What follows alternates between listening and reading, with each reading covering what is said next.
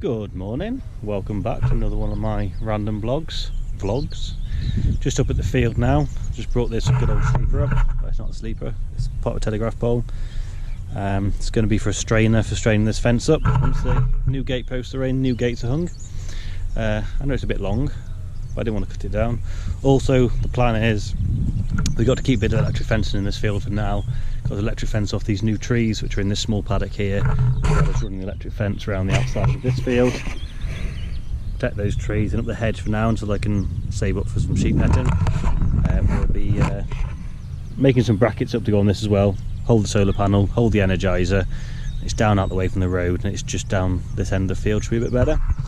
So what else has been going on? If you're on Instagram, I'm on there as Texalo, all lowercase.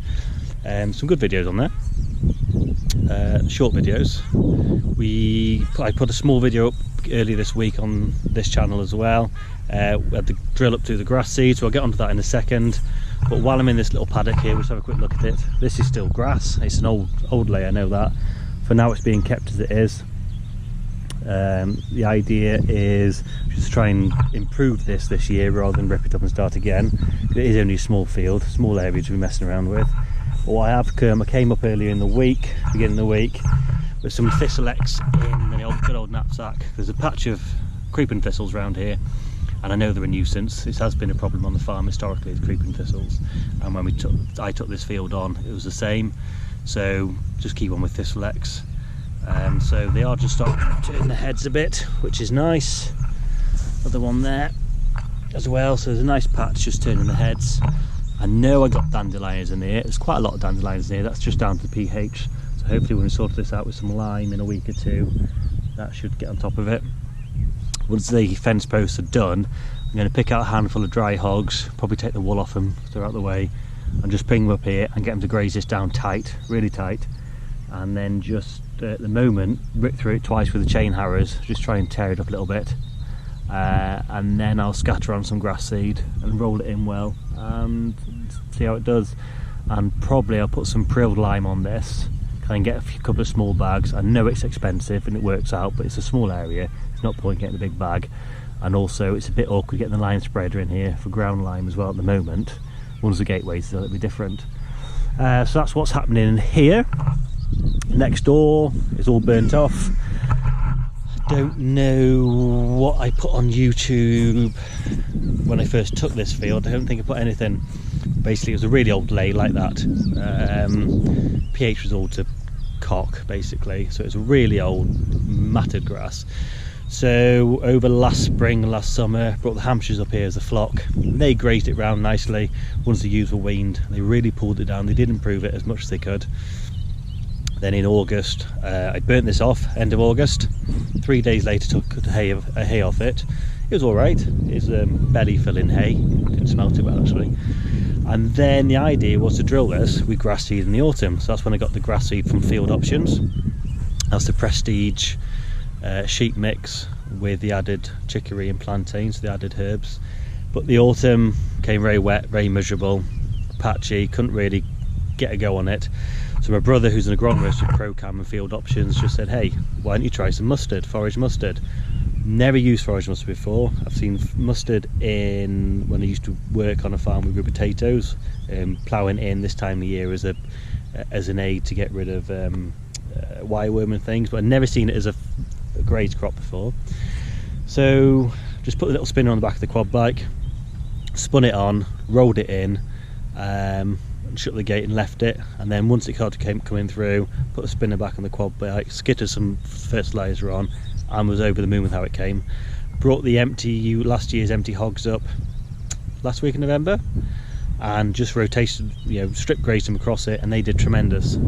First 24 hours they weren't keen. It's quite a strong taste to it, a little bit of a peppery taste to it. I did try it, but once they got into it, they really liked it and just kept moving that fence slowly, and they really took to it well, really did well out of it. Moved them off here end of January, and yeah, they put a lot of nutrition back into the field, a lot of muck obviously because we were strip grazing them. They were quite consistent where they were doing the business, and also the mustard itself is a fixative, nitrogen fixer, so that worked really well.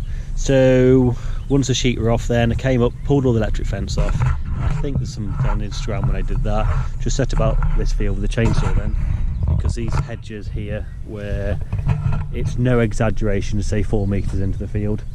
So I cut those back quietly, tried to lay what, I'm not a hedge layer, I'd love to learn, but any little bits I could lay, I tried to lay to make it a bit thicker in places, and just cut back what I could, and the top as well. And I think it's gained back a bit of field. It should offset what was taken out for trees down this bottom end, which is, you know, no problem with trees. I like a few trees. There aren't many trees on this farm, and there's more than there was when we first came here, but Pembrokeshire's quite windy. So this part of the field is very wet. It's almost raw clay once you get below the topsoil, and it holds on to moisture. It is drained, the drains are running. There's a little video on YouTube of me unblocking one of the drains because they get full of roots. So they drain well, it just gets sodden in the winter. So we took the option to put trees down the bottom end where it is wet. They're going to do a good job. They're going to provide shelter for years to come. Wildlife's going to be happy, I'm going to be happy. And I think actually where I've cut the hedge back, I've probably got back just about the same amount. So onto the field. Beginning of the week, Landers Hook, local contractor, John Landers, everyone knows him. Brilliant guy. They came up here as a Vadestad, and we basically just direct drilled the grass seed. I took the option of not having the discs working at the front, but I don't like them working in a clean stubble and a grass seed. I just think it disturbs the top too much for weed seeds, but everyone's at their own. Chose not to plough it because I was worried about moisture, loss of moisture, and also again waking up dormant dock and creeping thistle seeds. After I've had 2 good kills off with a Roundup, it seemed a shame to start disturbing down below a couple of inches dormant seeds. So this is basically, hopefully you can see the slits where the coulters have come, just with the coulters being lowered down, and it was done twice. So it was done lengthways of the field, and then it was staggered off like this, and then it was just rolled in behind with a heavy roller within a couple of hours, which will retain what moisture there was. It's quite interesting. It is dry at the moment, but once you get below, see, there is moisture there, and that's the moisture I was wanting to preserve. So they give it a couple of days overcast now, and then Wednesday hopefully we're going to get a shower of rain. I think that should be enough to see it off to a decent start, fingers crossed. So the next plan for this field is get some 3/4 dust delivered, a few bags of cement, get this steel hanging post set in, and hang the gates a couple of days later, line up the clapping posts, and I can finish my fencing jobs, and then the field really is waiting for the grass to be done. I'll try and pick out some good footage. I had a mini digger off RD Plant Hire at Merlin's Bridge. You'll find him on Facebook, RD Plant Hire Haverfordwest. Been friends with Rupert for years. He's got a good selection of machines, everything from a micro digger right up to a 6-tonner, as well as dumpers and rollers. So he's well worth hitting up if you want to hire a machine. He also undertakes all degrees of civil work, groundworks, drainage, slab laying, footings, anything like that. Really can't recommend them enough. Really good at the job. So I had the machine off him, his old JCB one. She's 6 years old now, but that was all that was left because the other machines were all out on hire. We just dug the gate posts out, widened the gateway off the road. It was 9'6", not really useful for nowadays, so I just took it to 15 foot and tried to build a bit of a bank back. But weather's not helped with that, so the turf's not taken as well as it should. But yeah, I'll try and pick out the best of that footage and add it into this video. But for now, I'm going to go back down the road and have a walk around some pedigree lambs. See you in a minute.